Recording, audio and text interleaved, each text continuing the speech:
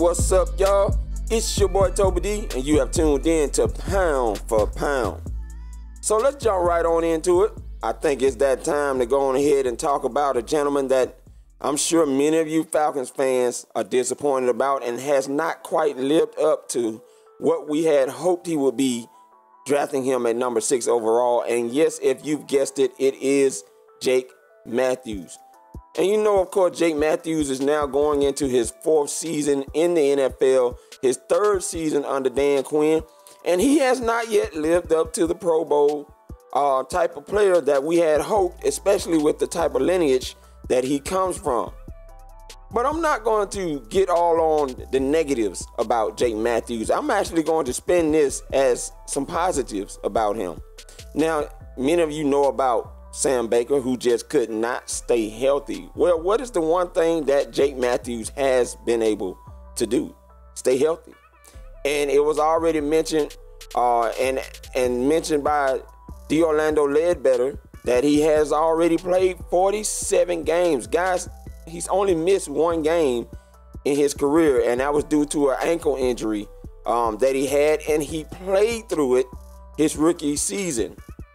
So technically, he could have had 48 games, which would be all 16 games from all 3 seasons in his NFL career.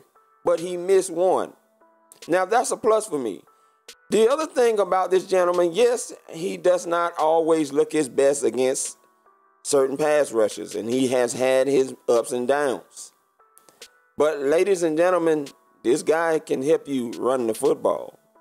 The other thing is Matt Ryan has adjusted to him, so he knows the weaknesses of Jake Matthews, and he has planned accordingly, especially with his technique and how to deal with certain things, because he knows Jake Matthews the way he does. Now, the other positive for Jake Matthews is that Takk McKinley can definitely help him out. Because of the long reach that Takk McKinley has when he's getting up on a tackle, this could definitely help Jake Matthews adjust his technique to be able to handle a guy like Takk McKinley, specifically because Vic Beasley does not have the long reach like Takk McKinley does. And I think the consistent matchup between Takk and him, Jake Matthews that is going to help Jake Matthews tremendously going up against these other pass rushers that are out there that we're going to have to face in 2017. Now, the other positive about Jake Matthews is, to me, of course, Sam Baker had arguably his best year as a Falcon in 2012. I have to believe at some point that our buddy Jake Matthews is going to have his best year. And if that light ever comes on the way that I'm hoping that it does, and I believe, I'm going to step out there on the record right now and say that 2017, that light is going to come on. Now, you look at Jake Matthews, he looks a lot more fit. He looks like he slimmed down a little bit to get even faster. So this could very well help him to be able to do what he needs to do. I'm not saying he's going to be Pro Bowl caliber, but what I am saying is I believe that it starts this year of being one of his best years, and Dan Quinn and Thomas Dimitroff are definitely hoping so. So I'm looking forward to seeing that. Now, let's jump on to the other guy, Mr. Austin Hooper. He's been getting a lot of praise right now. I mean, he's getting a lot of hype. Now, when you come to saying that this could be one of the most dangerous tight ends since Tony Gonzalez, now that is a huge ladder to climb. Now, he's not at the 6'5" level, maybe just a tad bit under 6'4". But now he does look good. And he did work out with Matt Ryan for at least 3 days with Tom House and Adam Duday up there in California. Word was that Austin Hooper was already in California anyway training. And Matt Ryan did say he would be going back a second time after the OTAs up to Tom and Adam. So he did, and he asked and requested for Austin Hooper to go along with him. Now, this leads me to believe that Matt Ryan is probably trying to assimilate some similar routes that Tony Gonzalez ran, that him and Tony Gonzalez had a lot of chemistry at.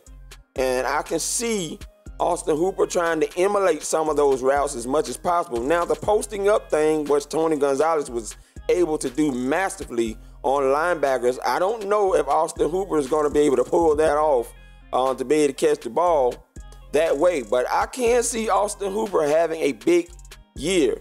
Now, I think he had about 19 catches last season for 271 yards. Now, most of them yards, he was wide freaking open on his way to getting a lot of those yards. And some of those yards he did make look good getting past linebackers and safeties. I can see him increasing that. He could easily get up to about 60 catches in 2017. I do believe that that is feasible for him. And if that happens, he definitely will have a big year, at least 800 yards and probably 5 to 6 touchdowns. Because I do believe he has the ability to high point balls in the end zone.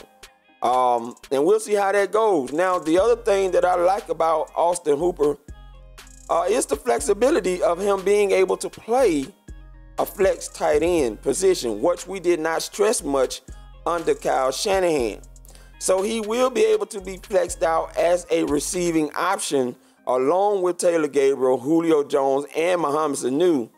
I think this is going to be a very serious group, especially in the 11 personnel package with the 1 running back and tight end packages. So we'll see how that goes. I'm definitely excited about this year. I'm seeing some good things out of this year.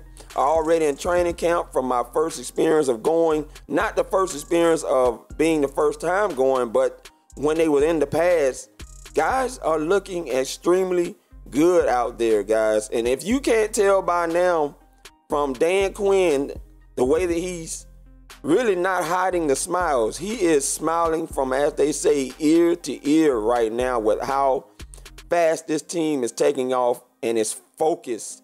And I do mean they are extremely focused. And you couldn't tell that they lost the Super Bowl in the way that they did, the way that they look right now. But hey, I'm going to let it ride with that. Please subscribe, comment, share, like all you want to. Chime in on Austin Hooper and what you think his year can be and how you really feel about Mr. Jake Matthews. And do you think Jake Matthews is going to turn the corner in year 4? Hey, again, I'm Toby D. Pound for pound, shout out to JR. Peace. I'm out.